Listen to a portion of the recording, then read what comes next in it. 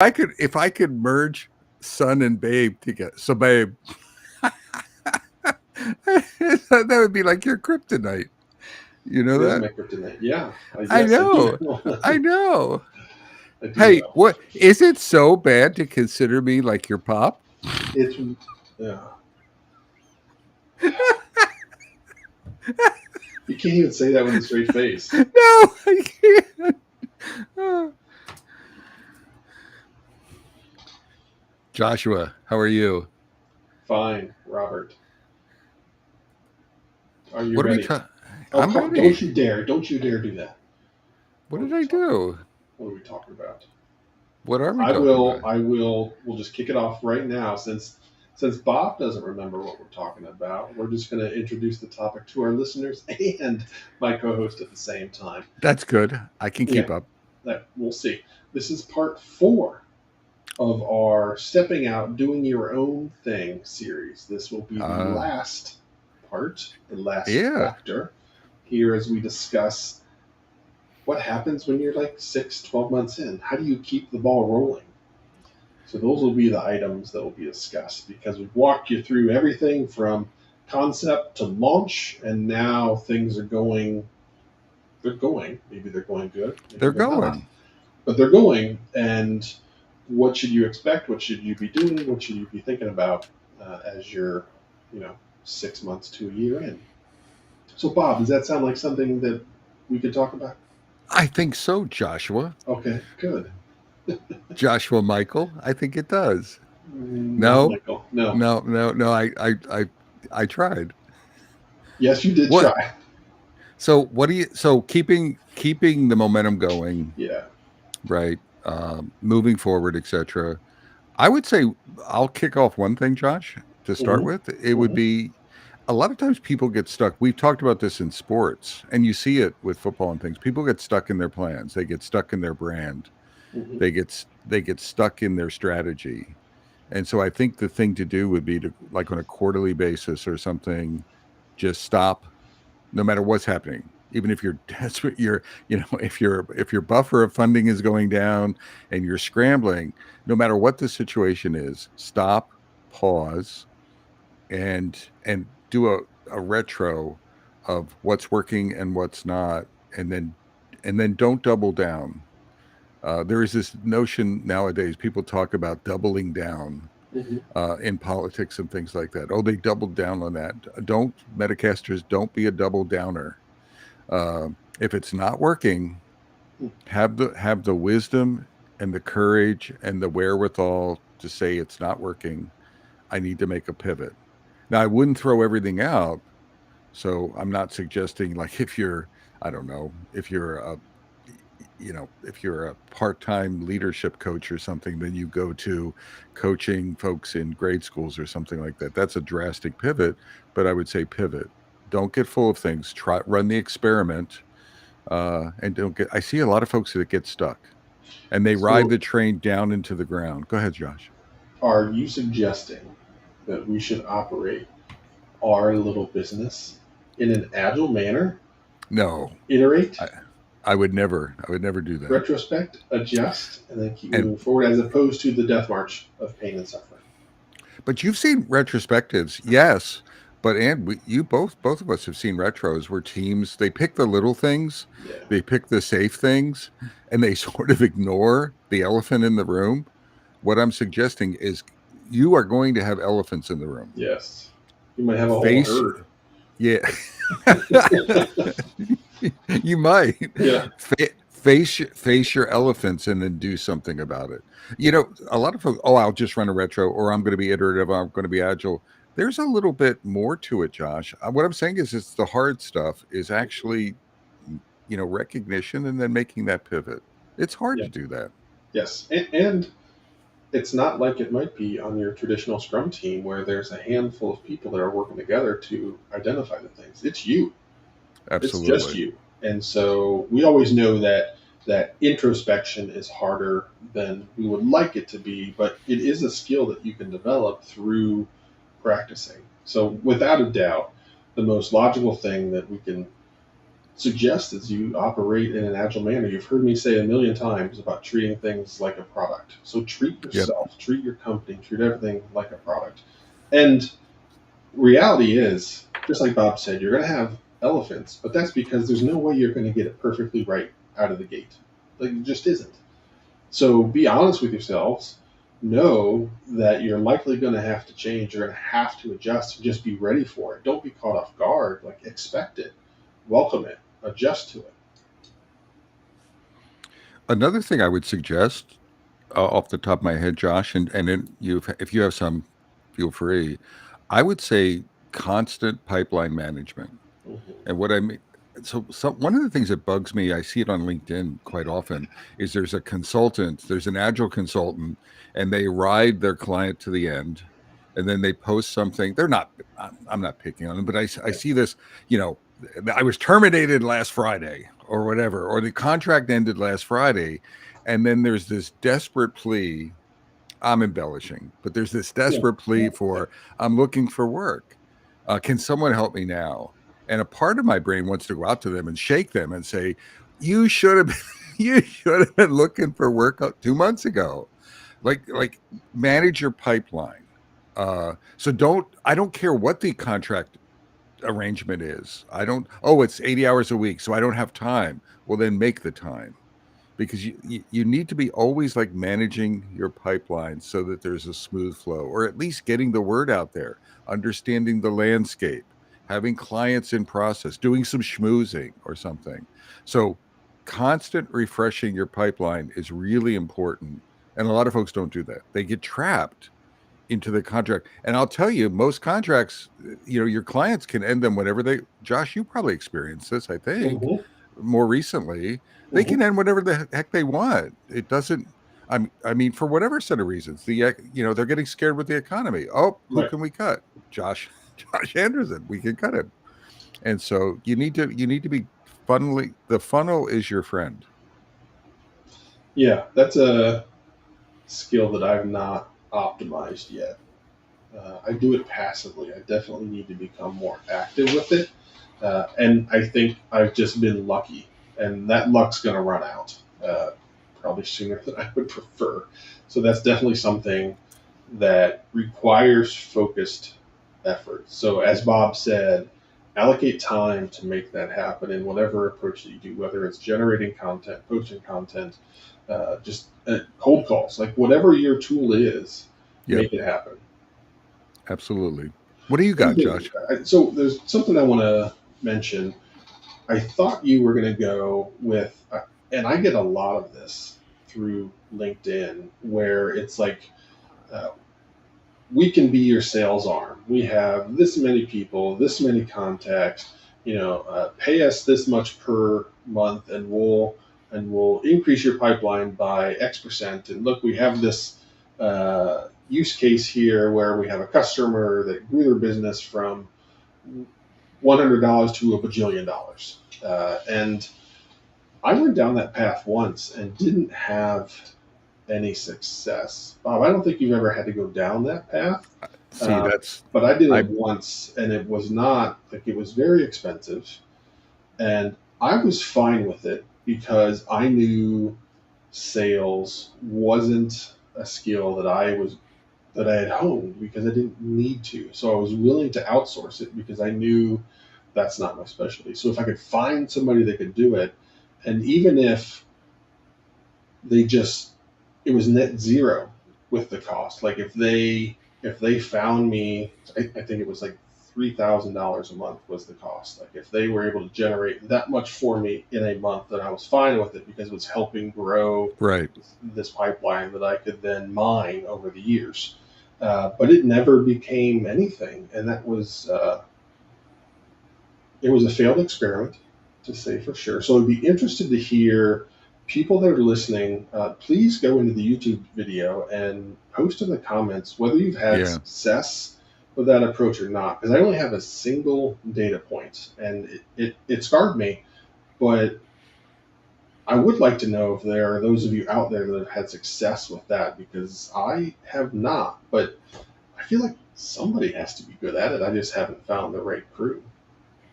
You're right, Josh. I've never So I've never done that, and I get and I get those inquiries like a lot. What I did do, and you know this, is I partnered with firms who Mhm. had salespeople. So I partnered with Zenergy Technologies a few times in Greensboro. I partnered with Velocity Partners, who was doing outsourcing in Latin America and South America, um, and then I kept my business going. And those folks, or I partnered with even venture capitalists who are Mhm. doing, who are investing in companies and want coaches. So I've set up partnerships that filled my funnel to some degree, and that's worked out. And that was more. It wasn't me paying. They were more aware of my bandwidth and things like that. One of the fears I had was feast. I didn't Mhm. want to be overwhelmed. I was less concerned about famine. I was more concerned about getting way overloaded, and just burning myself out. But that there you can set up that partnership model with folks as well. That could be one of your pivots. You could be a lone wolf, and then you look to either run the experiment like you did, or look to a firm where you don't become a permanent member or 100% allocated, but you look for like a win-win where that you can, share some of your bandwidth with them.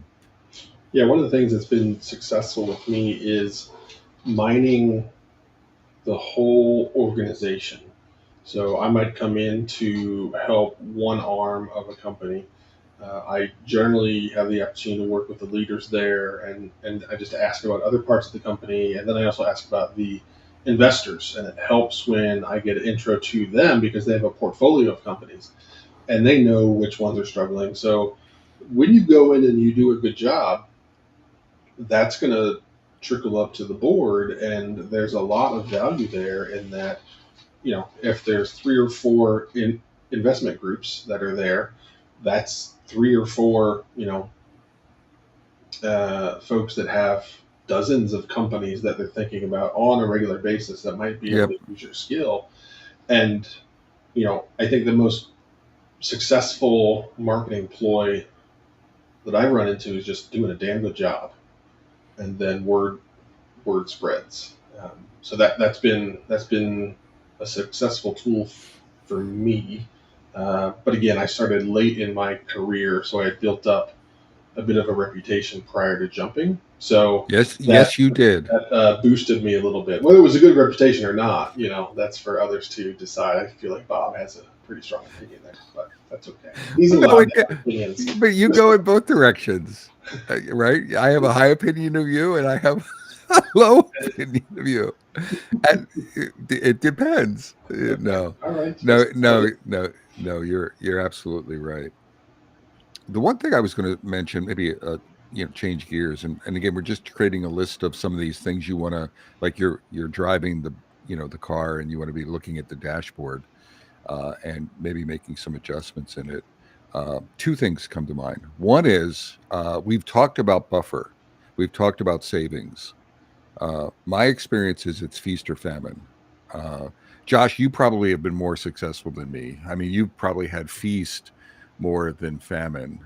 But I've had this cyclical nature, and I'm relatively conservative. So what I do is when I get paid like a gazillion bucks for something, I put it in the buffer. Mhm. I mean, I might spend a little bit. I might buy a new computer or whatever, or a new Ferrari or something. I do blow it. Another new Ferrari. Jeez. Another new, God. yeah, Metacasters. I'm just swimming in the dough in the Ferraris, but uh, but in all seriousness, don't fall into the trap.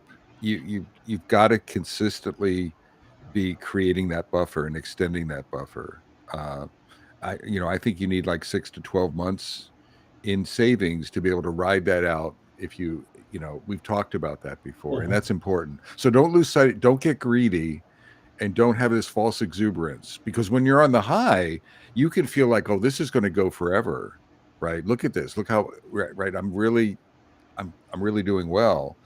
It's the nature of consulting. It's the nature of that outside stuff. So you just want to build the buffer, and then continue. If it continues, then it's great. Then take a couple vacations or something. But buffer management is important. Yeah, and you might need to do just as companies do and look at your burn.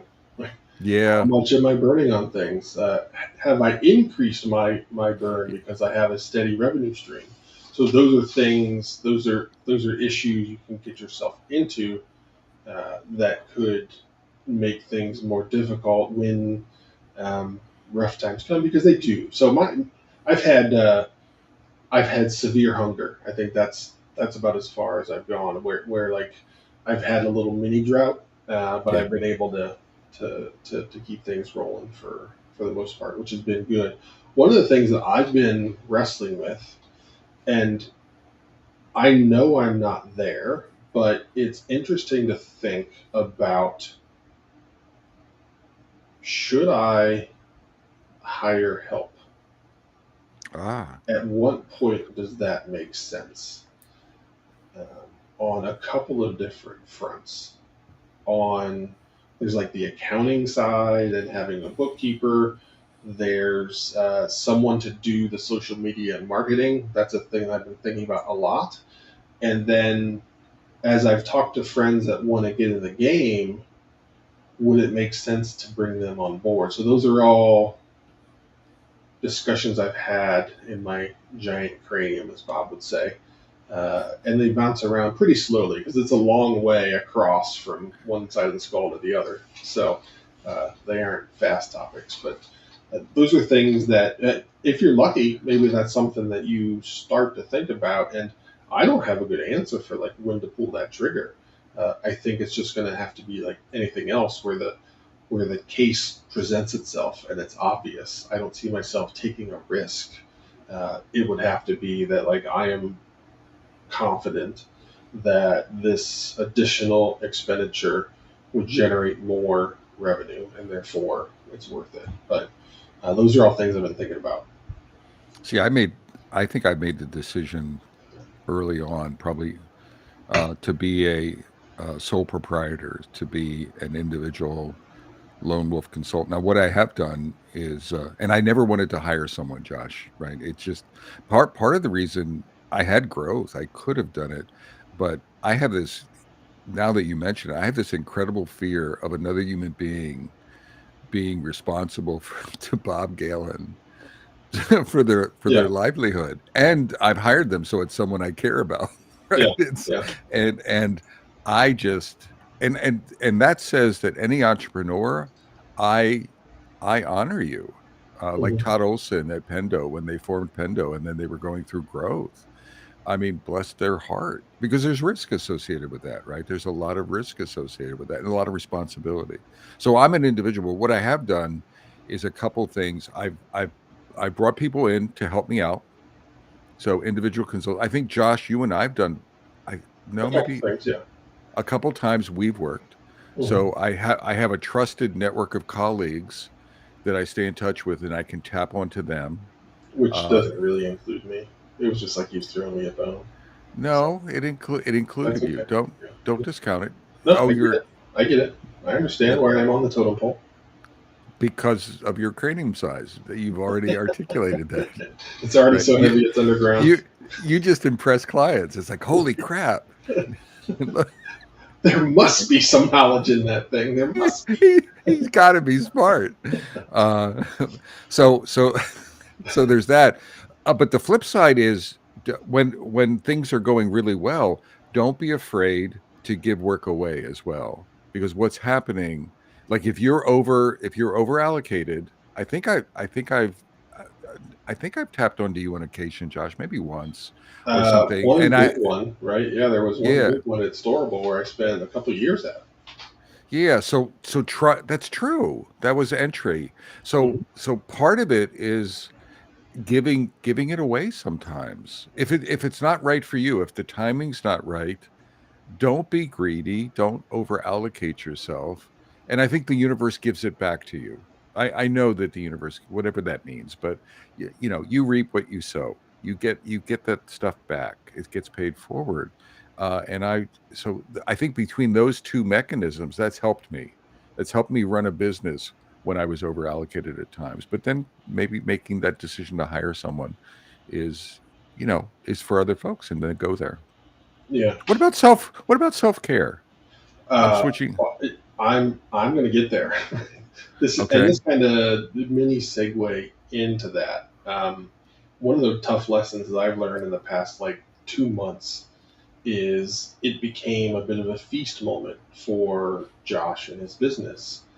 And I ended up starting two clients where I was working part time, fractional CTO style. I started two clients like on the same day.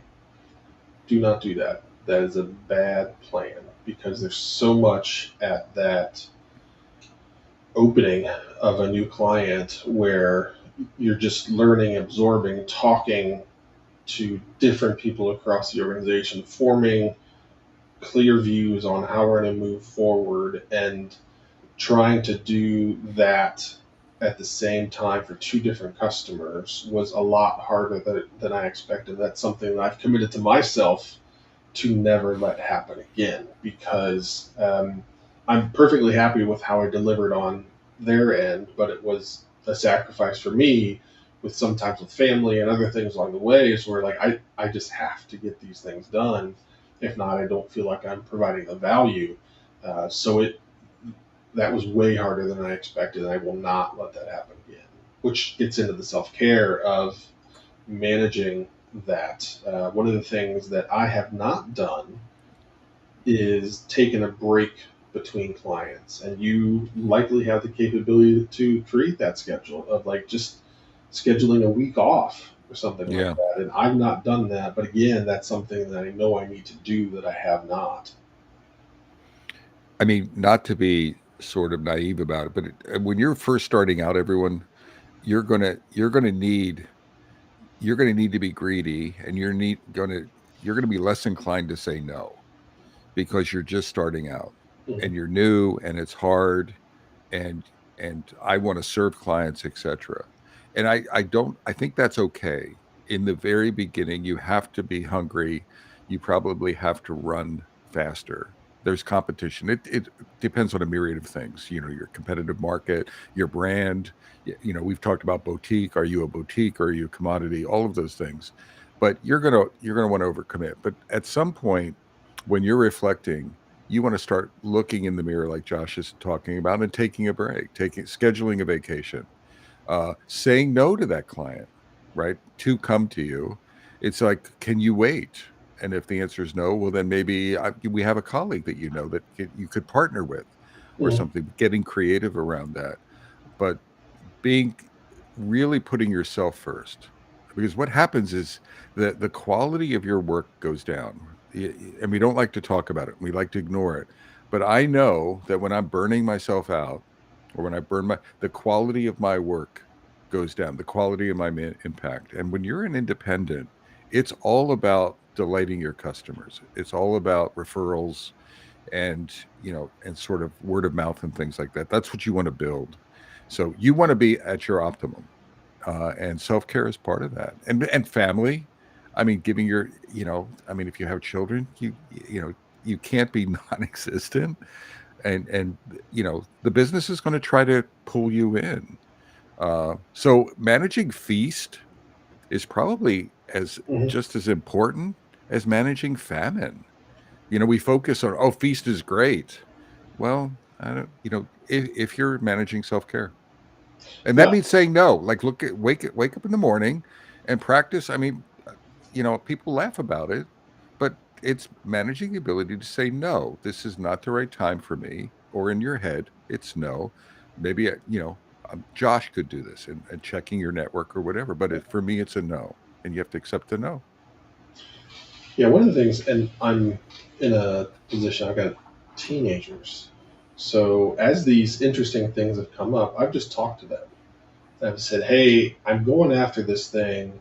I think I can make an extra chunk of money. I'd have to like push harder for a few months, but I think it would allow me to tackle this and to help them understand the why and Mm. that there's a logical reason. You know, from dad's perspective, it's a logical reason.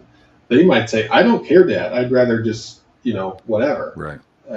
And so ensuring they have the opportunity to say that because the whole two at once thing, like I talked to them about that, and I said, like, hey, this is going to be good for these reasons, but it also could present some problems. So just giving them transparency and a window into what's happening and Right. what the decisions mean for me personally, us as a family, both like living life and on the monetary side.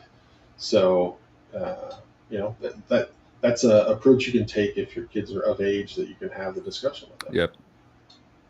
Another tactical thing to think about, it's sort of related, it's not related to self-care, but I'm thinking of payables. I'm thinking of receivables. I'm thinking of, um, so there's, feast or famine, but there's also this factor of when are you getting paid?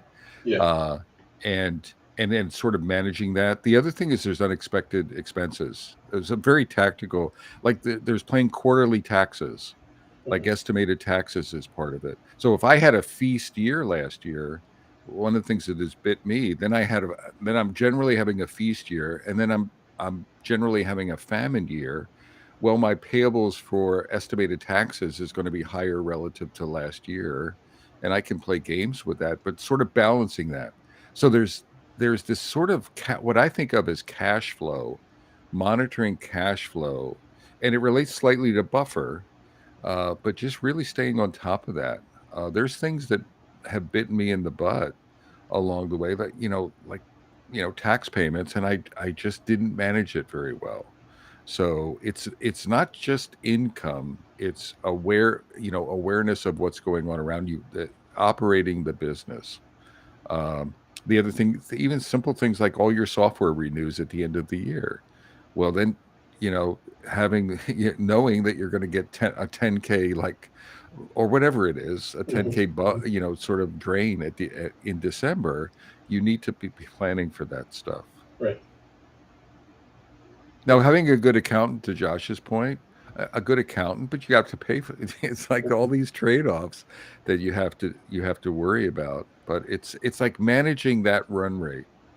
What haven't we talked about, Josh? I think I've covered the major points I wanted to make, or I think about. I feel pretty good about it as well. Otherwise, I think we're just beating it in the ground. I'm trying to think. But here's your chance, listeners, viewers.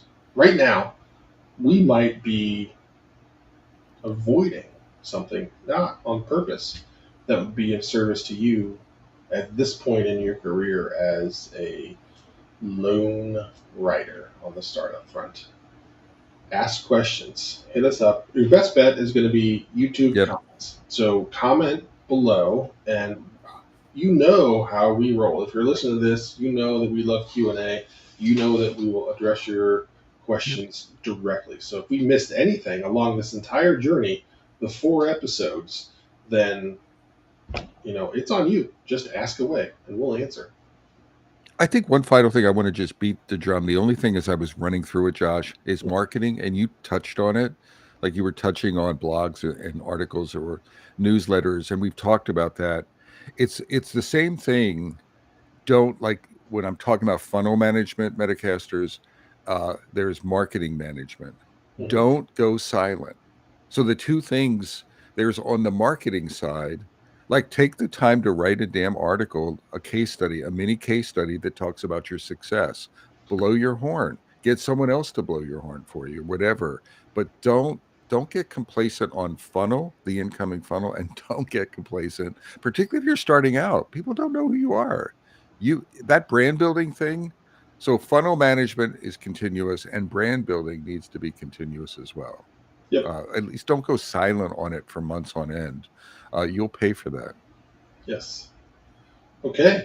We did Oh, it. wait, hold it. One more. Oh my God, I got to Oh, do this what? one. What? I got it. Josh, What? Stephen, a nod to Stephen. It's like I saw a squirrel, right? Squirrel, Yeah, squirrel. I know how Uh, that works. don't be afraid to ask for help, everyone. So get a coach. Final point. Don't go it alone. This is a mistake I've made. This is one of the reasons I love hanging out with Josh.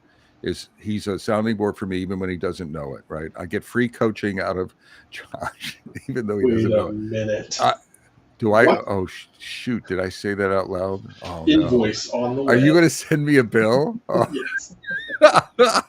oh, you're going to send me a bill. So, so don't be afraid. Get someone, particularly in the beginning. Get a mentor or mentors. Get a coach. No BS. Get someone. Get someone to help you, and then don't be afraid to ask for help. Don't get caught up. Don't get full of yourself. Right. It's Yeah. a sign of strength to ask for help. It's not a sign of weakness to need help. So surround yourself with a few folks to really help guide you. I think would Yep. be the cherry on top of this. Hey Josh, Yeah. what episode was this? So we did part 1, then we did part 2. Duh. So Steven, part this is on you. part This is on you. part part deux, part trois. I was so close. And then this is every Metacasters. We just delivered a slam dunk lid on this sucker called Part Gosh. Oh, Steven, we are wait, not. I'll get it out. I'll get it out of there. Part Catch. So I was so close. I was rushing to get this wrapped up, and then Steven has to go and remind Bob. he poked the bear. 4. I was able to rush through the front. I was hoping to close it out the back. Wait until Close shake and close bake. which part? Which part were you going to close, Josh? 4, Bob. 4. God, that hurts. God, Good. I need to go clean up. Good. Hey, man, hey, so from beautiful downtown Cary, North Carolina, And frustrated Fuquay Arena, North Carolina. I'm Bob Galen. And I'm Josh Anderson. Shake. And make. Take care, y'all. Oh, that felt so good. I need to go to Paris and just practice my. Yeah, please do and live stream it. They won't let me out of the country. They will not You let might me out not of the make it country. halfway down the street. I know. No, they will not. Take care, Josh. All right, we'll see you. Good Bye, seeing everybody. you, my friend. Bye bye.